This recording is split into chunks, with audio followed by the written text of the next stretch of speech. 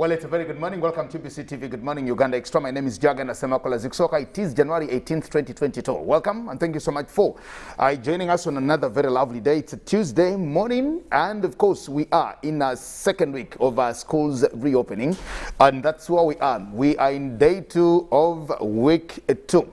Now, according to the Minister of Education and Sports, the term will go for 14 weeks before students or pupils, again, scholars, learners, break off for another 3 weeks, then again get into another term to see how to manage the abridged curriculum of what we're now doing, and of course, catching up with the time that we lost in the past 2 years of 2020 and 2021. We'll get a conversation today on a very different topic, and joining me in studios is Mr. Andrew Nahawe. He is an occupational health and safety specialist. Welcome, sir. Thank you very much. Good morning. Good morning, everyone. Happy to have you in studios. Happy to be here too, and I'm glad that you have put this airtime specifically to benefit the rest of the public. Okay. This is very, very important, and especially in that time when we have very many incidents in the workplaces, very many incidents in the schools. It's important that we come out and, you know, make some awareness about health and safety, especially fires that have been rampant. Okay, thank you very much.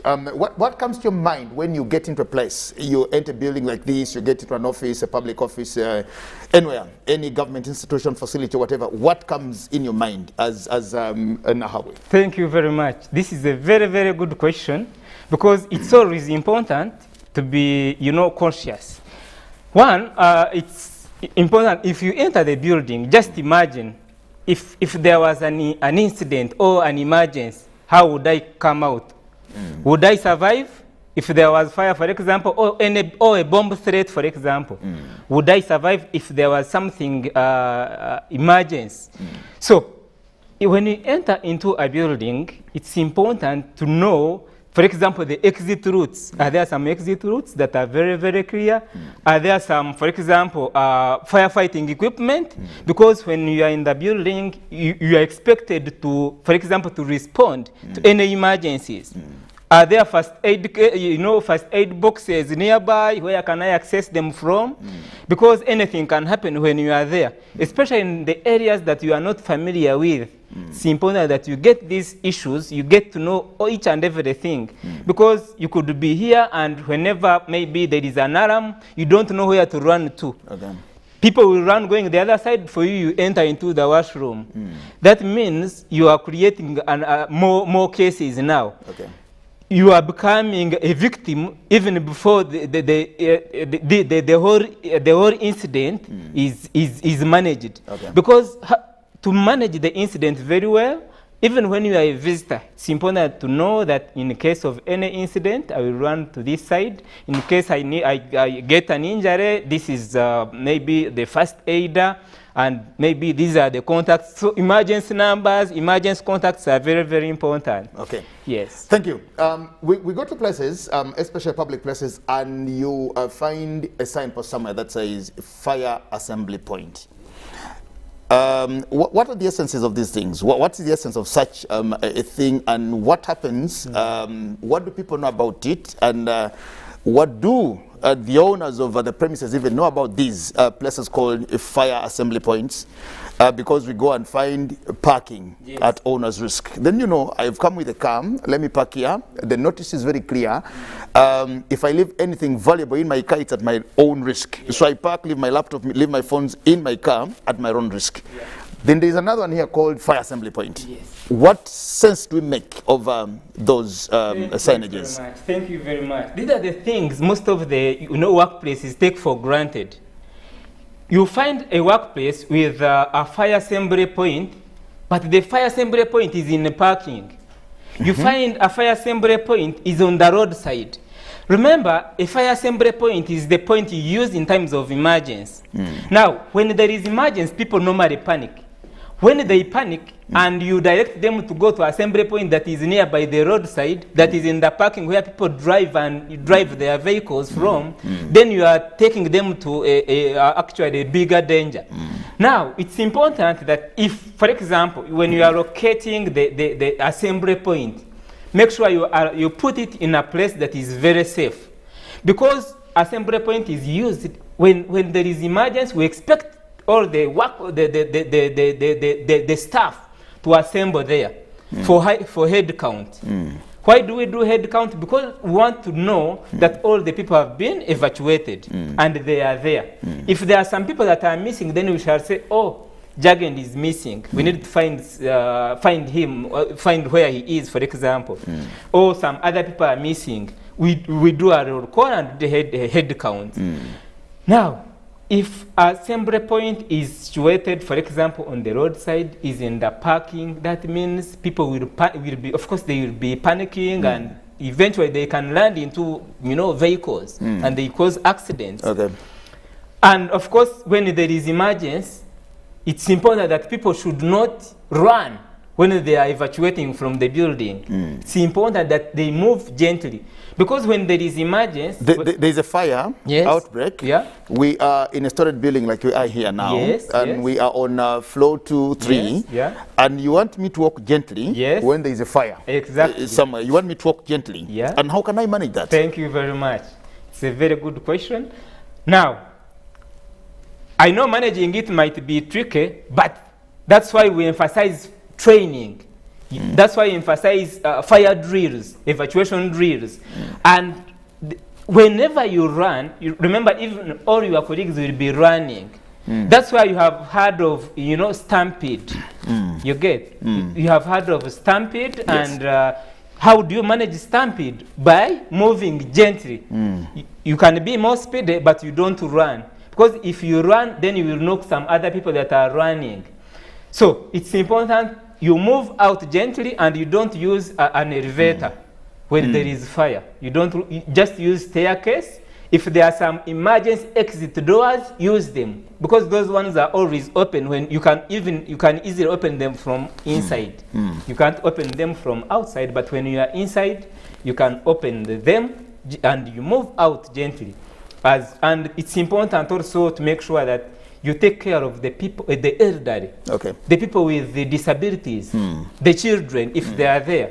So all that is important. Okay, now that's indeed very good and very important for us to learn. We normally have, when we go to, not so long ago, I think at the end of last year, I hosted somebody here from the data protection something, I forget the name of the lady, and when we go to these public places, normally at the reception, there is a registry book where I write my name, Jagenda Semakula, a person to see, Andrew Nahamia, reason, official, time in, time out, signature, contact and all the things. What essence do we have with these things in relation to occupational safety or occupational emergencies that you're talking about? Thank you very much. Now, most of the people take these registers for granted. And some don't want to write their name. They don't want to write their name. Even when they do, it is time wasting. To some, it is even time wasting. They take it as, I've come to see the manager. The manager has actually called me. Who doesn't know me? I'm actually Jagana Semakula. The MD called me. So you just want to pass by and go. Yes. They take it for granted. And they say, you see, I'm meeting the MD or the CEO. So why? So they think they shouldn't register there, or that register is for maybe other people that, not of that, caliber. Now, when that is very, very important in times of emergency. If you don't register there, that means in case of emergency and we are doing a roll call, a head count of the people that are in the building, it means we shall skip you because we shall not see your name. Even when you have perished in the building because of fire, we shall not identify you. We shall not be able to know that someone has been in this building. So the essence of this register is partly to help in times of emergency. In times of emergency, sometimes there's a collapse of a building, there's a fire in this building, there's something that has happened. Exactly. To be able to tell how many people are in this building, you can refer to this. You can refer to that. And even, you see, sometimes you put the column for maybe the vehicle number. Other people, they don't put. Now, I could have parked outside here, and maybe my car has got an issue, or maybe has been vandalized, or a thief has broken into it. So, if you check and you don't find my contact in front of the vehicle number, that means they will not be able to find me. Yes, they will not be able to find me. So the register is very, very important. And another thing, what you had highlighted on is the issue of when you park in someone's parking in the workplace. And unfortunately, I have also seen it in hotels, that you park our vehicles at our own risk. I've come to visit you, I've brought you money, I'm your customer, and I am going to spend a night or 2 nights in your hotel. I parked my car, I pay you $100 for a night, and my car is at its own risk or at my own risk. It's as if you are saying, please don't park here. Because for me, when I land on that, then I know, oh, I'm in a wrong place. I've brought you money, I'm going to sleep there, I spend 2 million there maybe for 2 days, and you are saying my car is parked at my own risk, instead of saying, okay, your car is safe with our security. Now, and I need to emphasize this for people in the hospitality. At least let it be somewhere, but not in the hospitality. But even in other workplaces, the owners of the premises are mandated to secure the premises. And securing the premises means when I'm there, I should be safe, my property should be safe, and everything of mine should be safe.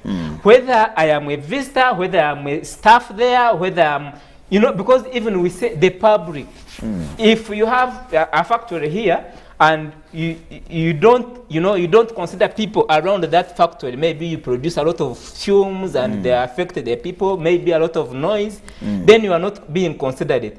But according to Occupational Health and Safety Act of 2006, the workplace, the owner of the workplace is supposed to ensure that there is workplace safety and health for the workers, for the staff, for the visitors and the public. Okay. You get now that's very important. I didn't want to get into the legal niceties of these issues, but let's get to the act itself. Yes. How compliant are we as Ugandans in as far as that particular law is concerned? How observant are we to the clauses and the sections of that particular law?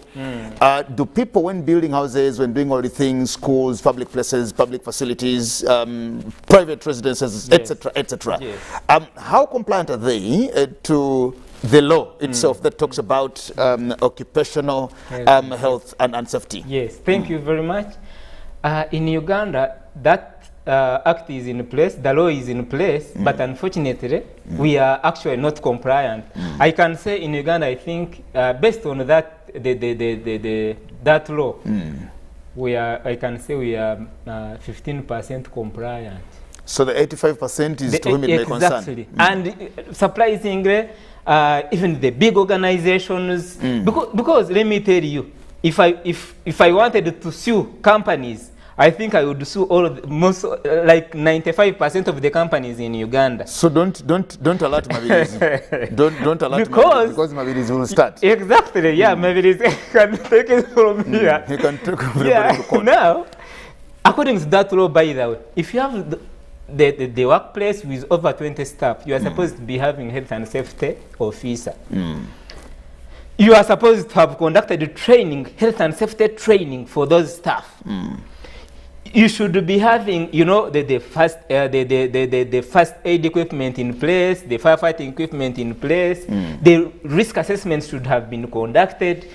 And now, if, for example, you say, okay, please produce the list of your staff, the company in construction, the company in any business will produce staff, a list of staff of about 200 people. And there is no one in charge of health and safety. So people own the businesses with billions, but they don't know what can come out. Or in the case of emergency, how should they respond? They are not minding much about that. They put up all that they inject a lot of money, but they don't invest in health and safety. And that's why, you know, very many issues come in, issues with the compensation, issues of occupational diseases, issues of fire, because if fire comes, it will destroy the whole building, and we shall all go home. You will lose your business. We shall lose our jobs. But when you have someone in charge of health and safety, he has already prepared you. In case of emergency, please handle this. You evacuate this way. You evacuate this way. They train you, or even on how to use fire extinguishers. Okay. Well, that's very important. Now, we are very tall buildings. Of course, we have buildings now. That is the Ivory Tower in Makerere University. We saw a fire go out like that, and of course, burning that whole very cherished Ivory Tower for many Ugandans, many Africans, and many maybe people in the world. Yes. But we have very tall buildings in this country. Talk about the Crested Towers here, talk about the Workers' House, talk about the URA Tower, talk about quite a number of those. And I'm imagining I am on 13th, 14th, 15th floor, because we have these buildings that have 10 plus floors. Yes. I am on the 13th floor, and an alarm has been sounded for an emergency. Yes. What do I do? What do I do? Because I don't know now, because I only went there because I got through a lift. Yeah. And my salvation is coming from there, still through a lift, to either the basement or the ground floor or whatever it is. Yes. What happens? I am on the 13th floor, yes, and there is an alarm for an emergency. Yes. What do I do? Thank you very much. Unfortunately, most people, when there is an alarm, they first wait for people to see whether there are some people moving out, whether they, they again wait for someone to tell them, please move out. But those buildings, there should be emergency exit routes, and they should be marked emergency exit with arrows showing where you are supposed to exit from. Now, there should be emergency doors. Those emergency doors, they are not locked. Unfortunately, sometimes we do inspections in workplaces, and you find an emergency door locked with a key. An emergency door should not be locked. There shouldn't be a key whatsoever. On an emergency door? Yes, an emergency door. Because that emergency door opens only from inside. You push, and it opens. From outside, you cannot enter inside. Now, because of lack of information, because of lack of knowledge by the people that occupy those buildings, you find even when there is emergency, they want to use a lift or an elevator. They leave actually, they don't even use the exit route signs to follow that, and they evacuate safely. Sometimes they panic, and even others, they don't mind whether there is an alarm. They don't just give it more attention. They wait for people, or even when they have started moving out, they say, I have forgotten my laptop. They go back. That's when you hear that someone has perished, when he has gone to pick his phone. Now, when there is an alarm, make sure move out gently, following the exit routes, using the emergency doors. That one you push, and this one we need to emphasize. Sometimes the emergency doors in the staircase there, you find a lot of things, and they use it as a store. That one should not be blocked. It should always be clear for people to use it when there is emergency. When there is emergency and you hear an alarm, don't wait for some other person to tell you that, okay, please go out. No, there is the reason why we put that alarm. So you should use that knowledge to move out. Don't wait for other people.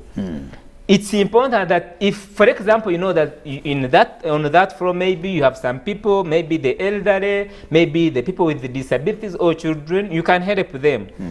But we need to say that when you have moved out, don't go inside unless you have been trained as a emergency responder. But still, you don't have to be a hero. If you know that this situation, I shouldn't go inside because the fire is too much, don't go there. Even when you have been trained to fight fire, we normally tell people, if it is too big for you, don't handle. Because you may try to be a hero and you end up being a zero. So it's very, very important. Okay. Well, we used to hear about fires in schools so many years ago, actually. I think it was in 2013 April when we had a fire in Budo. Yes. And subsequently, we started hearing fires in different schools, different places, different schools, different institutions. We've not been in school for the last 2 years, and we opened schools just last week. Yes. And in the first week of reopening of schools, we've had a fire, and of course losing very innocent lives in there. Now, when these things were happening to us, we thought, we tended to think whether these were actually accidents or overlaps by students in there trying to experiment this or that, and maybe using some other gadgets that could actually spark fires. Or these were works of arsonists. But whatever the case, because now that's police and all the other investigative machinery that needs to tell us what really happens or how these things keep happening. But just considering the fire that we saw not so long ago, the one in Hima and the one in school here, were these incidents avoidable? Would we avoid these things, and can we avoid any such incidents like those? Thank you very much. Most of these incidents are avoidable. Now, with the schools, of course, people have reported. We have been in lockdown for 2 years. Most of these wires, maybe electrical wires, have been maybe eaten by rats, have been damaged, and no risk assessment has been done before the reopening of the schools. When we're preparing to open the schools, we provided sanitizers, we provided... Exactly, which are flammable. We provided SOPs. Yes. Now, even those, the sanitizers also are flammable. And now they encourage every, child, every student come with a liter of sanitizer. Mine is here. And they don't mind where they keep them. Because of lack of space, some of them are kept around the kitchen, the heating area, the cooking area. What do you expect? These things are flammable. So they need to be managed. Some people, they have chemicals. They keep them with other items. Chemicals, most of these chemicals are flammable. So that's why we encourage people to always separate chemicals from the rest of the items, and they keep them separately. And actually, you should even put there a tag showing that this is a chemical. Now, most of these buildings should have been assessed before the opening of the schools, for example. Now, most of the students in the lockdown have been working, and they have both laptops, they have both phones, they have both tablets, they have iPads, and most of them have taken them into the schools. Schools don't allow them, but now because they know that the schools don't allow them and they have put them inside illegally, they will want to charge them. Now, when they want to charge them, they will charge them while hidden. You get? So, those are the things that normally cause fires. Those are the things that they cause fires. Then again, the heating appliances in different workplaces. The heating appliances, someone has come with a flat iron, they need to do some ironing. Some of them forget the flat irons in the socket on. So what do you expect? Then the candles now. Actually, you should have very many fires now that the schools have started.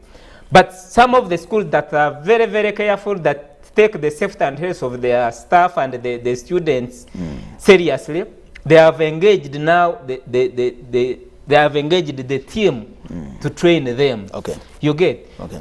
Most of the schools now have, they have actually, some have contacted us regarding the training of like safety committees, preparing them for emergencies.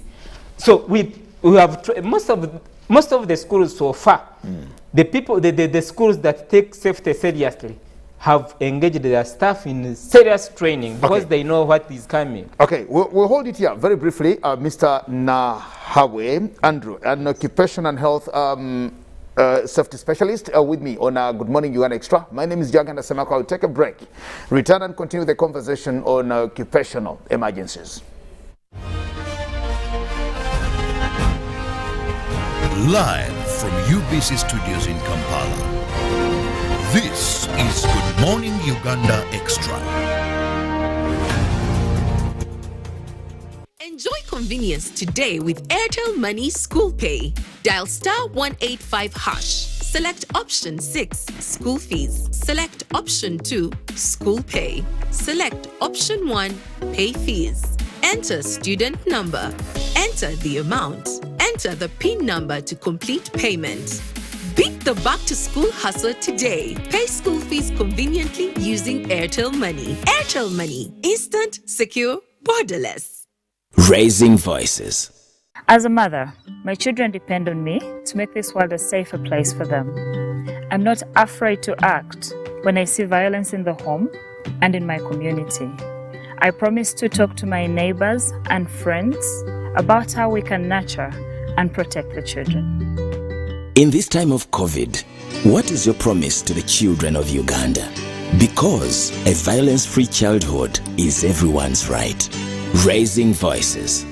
Mohamed Salah, Naby Keita, Kalidou Koulibaly, Sadio Mane, Pierre-Emerick Aubameyang.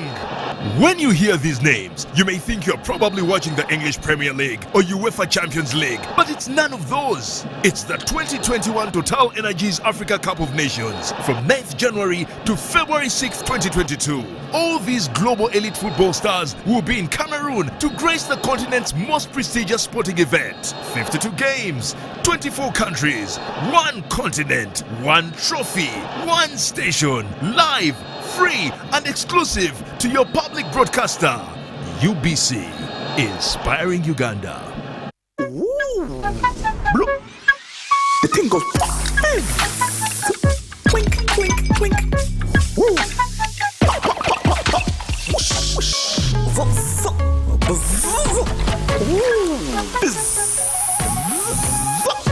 Grab an ice-cold bottle of Pepsi Max today and drink to your bold lifestyle. Enjoy maximum taste with no sugar. Now available at a shop near you.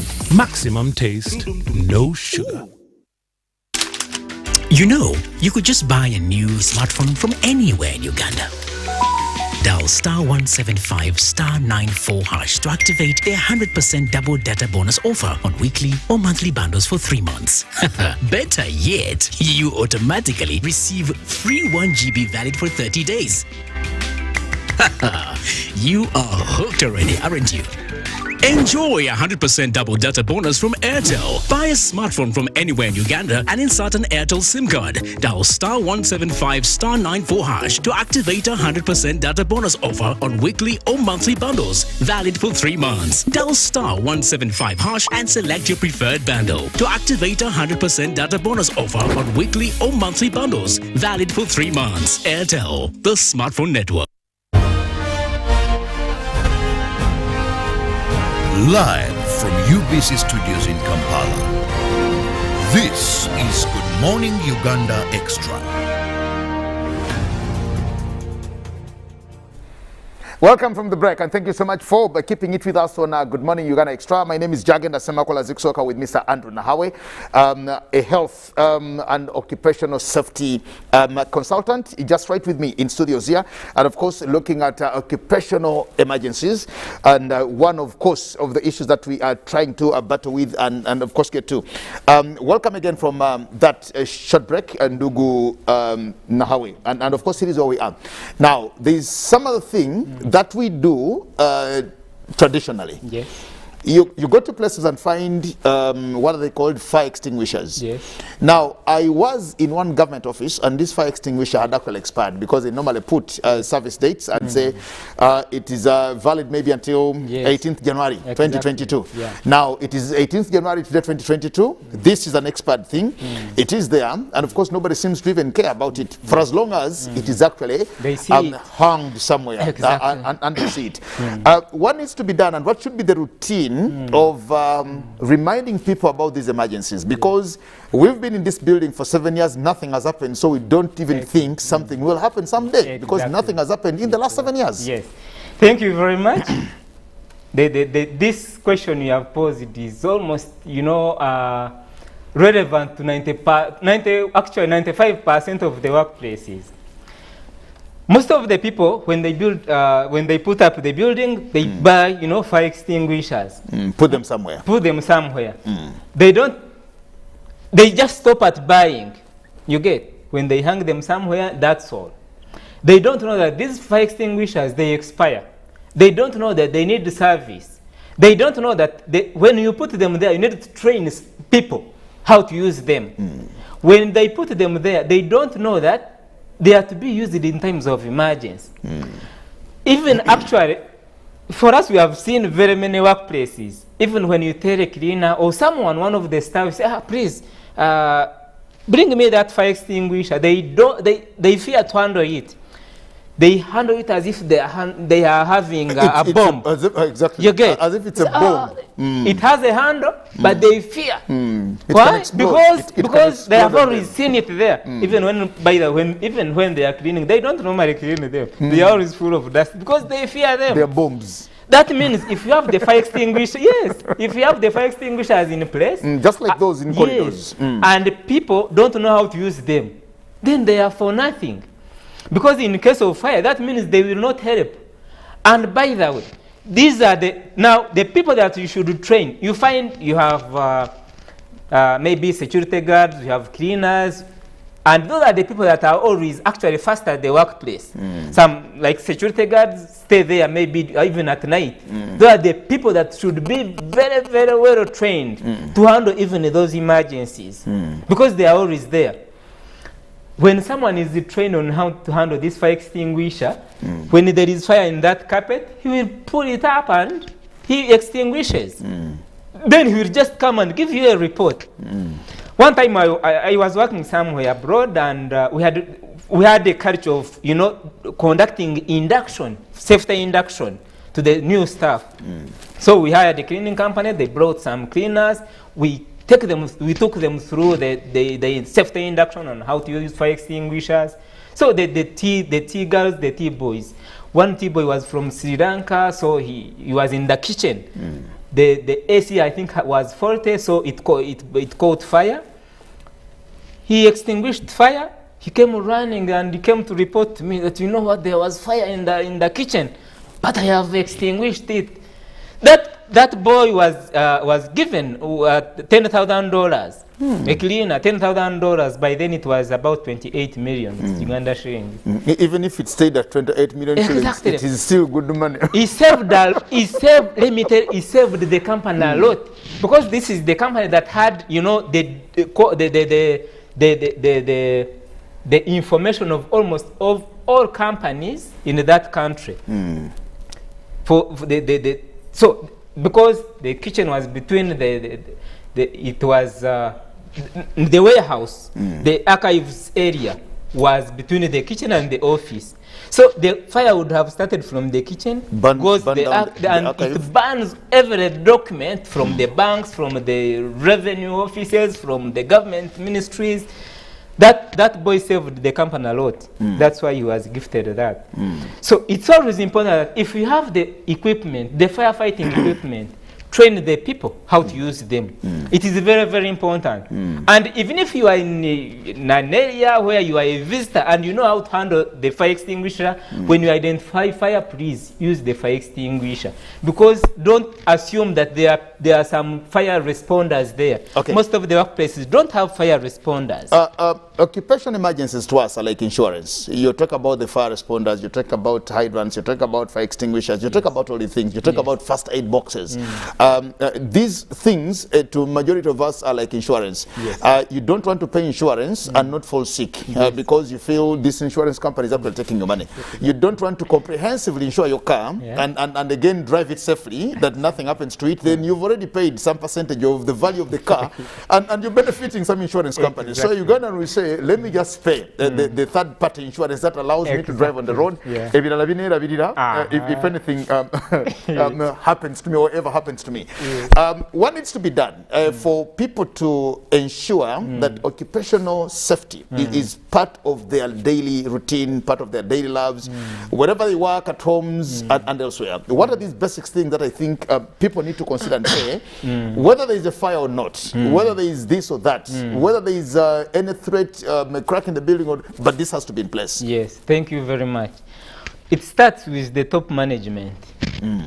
As top management, if you know that, if it is not safe, then you don't do it. Then it will go into the minds of the people. as top management, if you put in place the health and safety policy and you make awareness to your staff, it will actually sink in the people's minds. As you know, in most cases, when you are with, you have got a job, HR calls you in the office, they give you the policies, they give you the contract, nothing is mentioned about health and safety.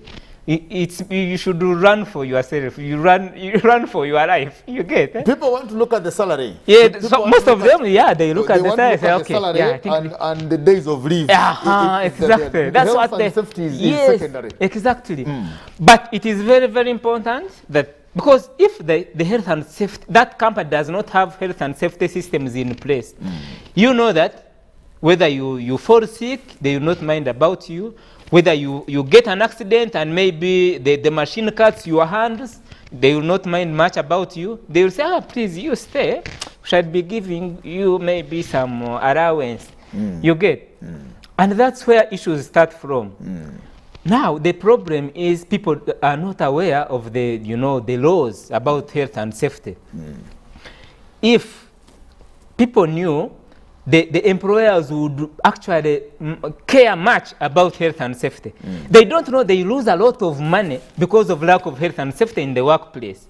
Because if you don't put systems in the place, that's where you will hear very many accidents at the workplace.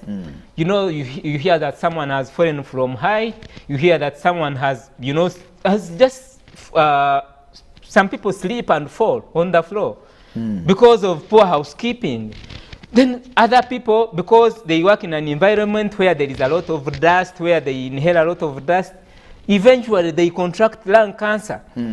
That is something people don't know. And the company also spends a lot of money in terms of premiums. They spend a lot of money in terms of now hiring new staff when you fall sick. They spend a lot of money when, for example, you are off and you go to the hospital for a week. That means you will not be productive. They spend a lot of money in retraining other staff to replace someone who has fallen sick or who has been amputated, who has been, who cannot come back to work. They lose a lot of money in terms of compensations. And, there is a beauty with health and safety management. If you ensure that there is health and safety in the workplace, even when you are looking for maybe for some contracts for people like in the construction, then you know that you have a lot of information that actually can make you win these contracts.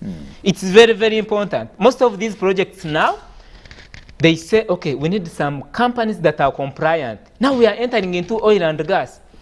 Now, health and safety is the first priority.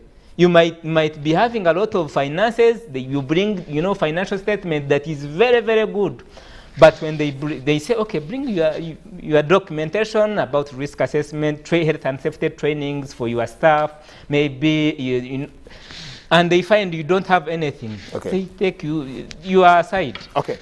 In 2015, we saw fires at the Ntinda Crest Foam mattresses. Yes. In 2019, we saw fires at, I think, Royal Foam mattresses. Yeah. Just about this time last year, we saw fires, I think, at Mega Industries. Yes. And especially in these foam industries. Yes. What are these lessons that they're not learning from one another? Because we had one in 2015, 2019, we had one last year. We don't know whether we'll have another this year or next year or anytime soon. What are the basic things that these people need to learn to ensure that, because they work in businesses that are very susceptible to fires like that, what are these precautions that they need to put into place? Thank you very much. Now, people should know what they do. Now, as you have mentioned, these factories, for example, that do mattresses, you know that those ones are prone to fires. Why? Because if there is, even if it is a small fire. And I don't remember any Waraji company getting burnt. And I think Waraji companies would actually be burning even more. Exactly. Because yes. Perhaps they put in place systems to ensure that to avoid fires. Okay. Maybe they store well their products, and they have put in place the systems to make sure that these fires don't happen. But for the foam factory, for example, the one that happened at the Crest Foam, I remember that incident. In India, 2015. 5 people perished. The 5 people that perished were able-bodied. They were not people with disabilities. But because most of these people are not trained on how to evacuate in terms of emergencies. Yes. Because if I took a lot of interest in that case, in that incident, most of the people perished because, you know, when the mattresses catch fire, they produce a lot of smoke. Actually, more smoke than the frames. So that smoke stays here. They stays in the environment. When you don't know how to exit, you die from there. You give up. Now, if they had been trained, they would know that, okay, since there is smoke, I need to crawl down, because down there is no air. So the smoke normally goes a bit up. You get. If they had prepared, they would have put exit routes. The exit routes should be reflective. There should be some reflector. Even when there is darkness, even in the smoke, you should be able to see that, something has to reflect. Exactly, this is emergency exit, then I can pass there. Whatever time of the day, whatever time of the night. Yes, those are the things they have not put in place. Now, and by the way, for that case, some people, they were doing some welding work near the mattresses. You get welding work, that is fire already. It sparks, yes. It sparks. And sometimes you are welding and you don't have fire extinguisher near you. Or even when you have it, you don't know how to use it. You don't know how to use it, but it is expired this time. Oh, you grab it and you find, oh, it is expired, it is empty. You get. It's important that these fire extinguishers are always inspected. They are always next service date. That one should be put into consideration. The next service date should be put into consideration. Just as you schedule payments, like every 28th of the month, you know that you will be paying the workers. That's the way you should actually put in your schedules. That, you know what, after 6 months, I will be servicing these fire extinguishers. And you put in a template, you know that, okay, every this month, we shall be servicing these fire extinguishers. Put in a template to know that after 5 months, we shall be trained this staff. Every time that I recruit new staff, I should induct them on how to use fire extinguishers, on how to respond to emergencies. You know that every year there is evacuation drill. Okay. Finally, in just about 2 minutes, I don't know whether this concerns you, but I think you respond to it. Towards the end of last year, in November, we had a bomb blast on Parliament Avenue and one at CPS. And you could just see the panic in which the people got into when we had that blast. Now, it was something that none of us anticipated. We never expected it.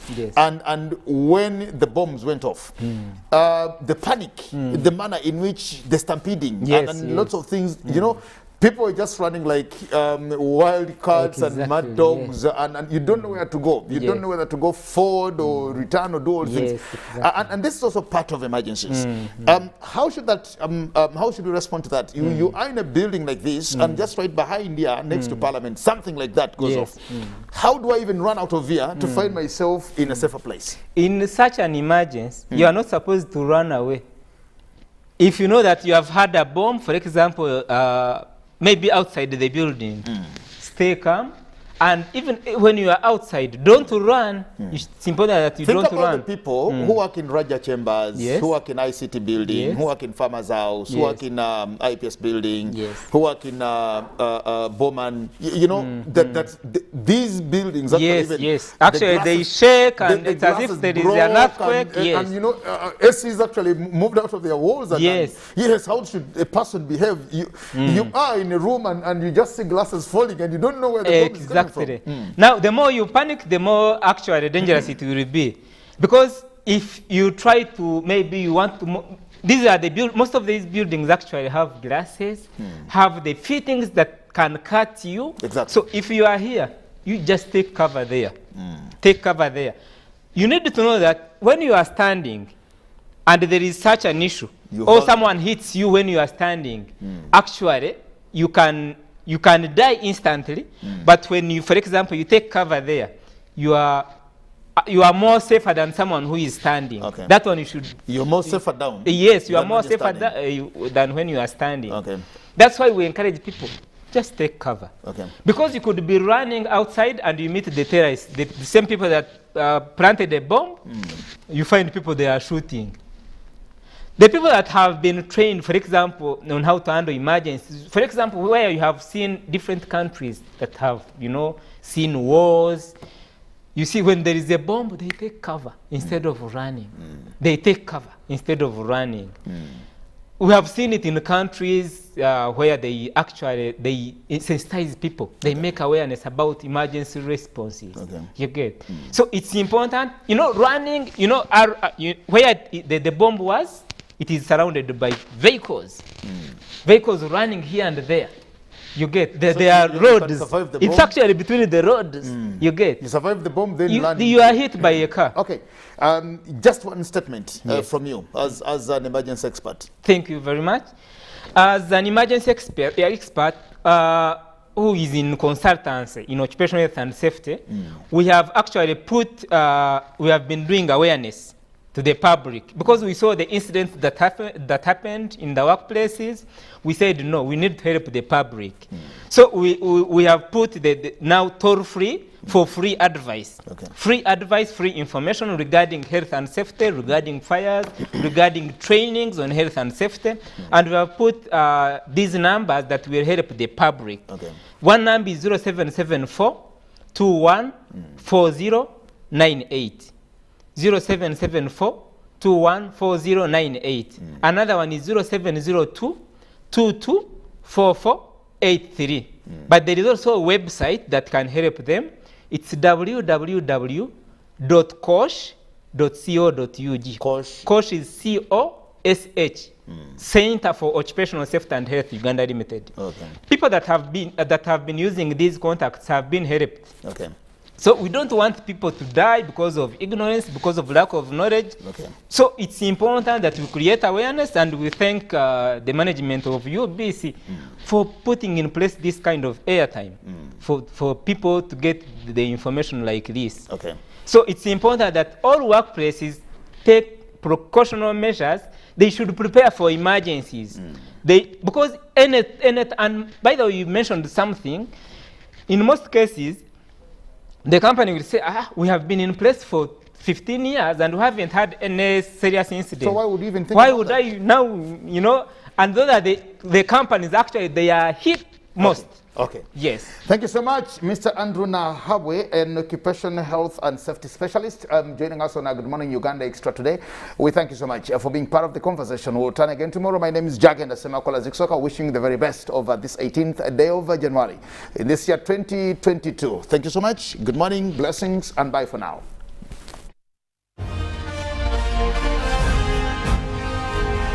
Live from UBC Studios in Kampala.